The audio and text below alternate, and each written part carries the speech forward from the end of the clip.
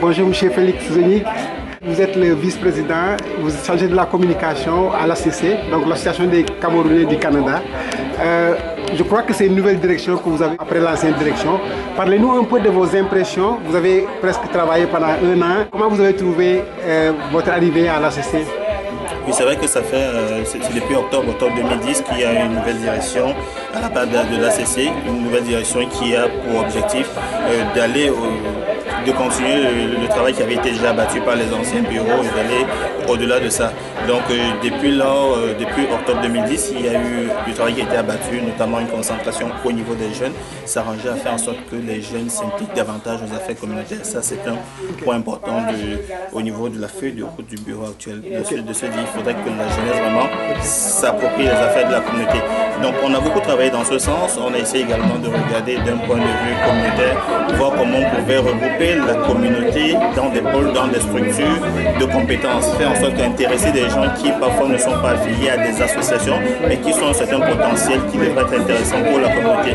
Donc on a créé des clubs thématiques, avec un business club qui a organisé récemment, vous y étiez, le forum économique, donc qui a été très intéressant. Mais au moment où on se parle, l'événement le plus important naturellement, c'est le mois de la culture camerounaise qui a débuté le 4 mai et qui va jusqu'au 4 juin 2001. Justement, oui, à propos de cet événement-là, ça coïncide avec les indépendances des 50 années du Cameroun. Par rapport à l'année dernière, bon, qu'est-ce qui a changé? Qu'est-ce qu'il y a de nouveau? Qu'est-ce qu'il y a de particulier? Alors, déjà, le premier changement, c'est que c'est un mois de la culture, c'est pas une semaine culturelle. Habituellement, on faisait des semaines culturelles qui étaient très denses, il y avait beaucoup d'activités, bien entendu. Mais cette fois, on se dit, ça fait quand même 50 ans. L'année dernière, c'était les 50 ans des indépendances, c'était le 50 ans. Mais cette année, on s'est dit, maintenant, d'un point de vue culturel, parce qu'au fond, c'est un peu ce que nous avons acquis comme richesse en 50 ans. D'un point de vue politique, il y a des choses. Mais du côté de la culture, il y a eu de grands pas, il y a eu des pas de géants, il y a des choses formidables qui ont été réalisées. Donc on s'est dit, si on s'arrêtait quand même 50 ans après pour regarder au niveau de la culture, qu'est-ce qu'on a acquis, qui est notre principale richesse, qu'est-ce que ça donne? Donc c'est pourquoi on a décidé de le faire sur un mois plutôt que sur une semaine.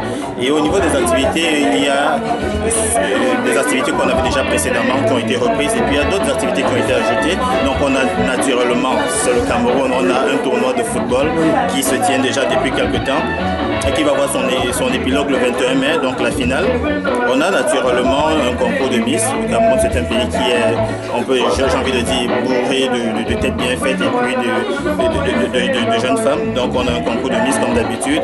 Et nous aurons le 28 mai une grande journée culturelle avec toute la diversité culturelle, toute la richesse du Cameroun. Il y aura toutes les associations représentées avec leur spécificité, leur tradition. Ça va être intéressant. Et chose nouvelle, on aura un grand concert ce soir-là avec l'artiste Coty François qui fêtait récemment son 40e anniversaire, qui est quand même l'un des piliers. Quand on dit cinquantenaire, c'est l'un des artistes qui a vu les débuts des indépendances du Cameroun et qui récemment fêtait ses 40 ans de carrière. Donc il sera à Montréal, à la place des Arts, au quartier des spectacles, pour un grand spectacle le 28 mai au soir. Donc il sera là avec un autre qui s'appelle Aladji Touré et nous aurons finalement le 4 juin la soirée de gala. Donc ce sera ici même à Montréal. Donc avec tout ça, il y a quelques nouveautés comme la soirée beau-frère et belle-sœur où il est question pour les Camerounais et Camerounaises qui ont des conjoints et conjointes non camerounais de les ramener dans la communauté, question que la communauté les félicite et essaie de les appuyer, les intégrer. C'est une forme d'intégration parce qu'on s'est dit que c'est les Camerounais de couche qui s'ajoutent à la souche. Oui, M. Zonic, on sait que la communauté camerounaise est l'une des plus importantes au Québec ici, parmi la communauté africaine, surtout au sud du Sahara, c'est l'une des plus grandes communautés. Les gens qui veulent venir participer aux événements, assister aux événements, qu'est-ce qu'ils doivent faire? La population québécoise, bon, les autres Africains aussi qui sont là, comment ils peuvent faire pour participer à l'événement, pour venir assister à l'événement? Déjà, c'est simple, l'ACC a une importante visibilité ici à Montréal et un peu partout. On a un site web qui est continuellement mis à jour, c'est au www.acc-cameroun.com, Cameroun avec 2 O parce que c'est en anglais, acc-cameroun.com. Et également on a une présence sur Facebook où le libellé c'est les Camerounais du Canada. Sur Facebook on a cette présence-là. On a d'autres médias comme le magazine, le Mon Cameroun Magazine, qui est le magazine de la communauté camerounaise qui est distribué à toutes les places d'intérêt, tous les centres d'intérêt africains. Donc on a le Mon Cameroun Magazine et puis on a surtout une ligne téléphonique sans frais, le 1-888-666-8185. 1-888-666-8185. Il suffit de taper le numéro de poste 500 501 ou 504. Donc là, et on tombe en plein dans le mille sur nous. Ok. Monsieur Félix Zoni, merci beaucoup. Merci. C'est moi qui vous remercie. Merci.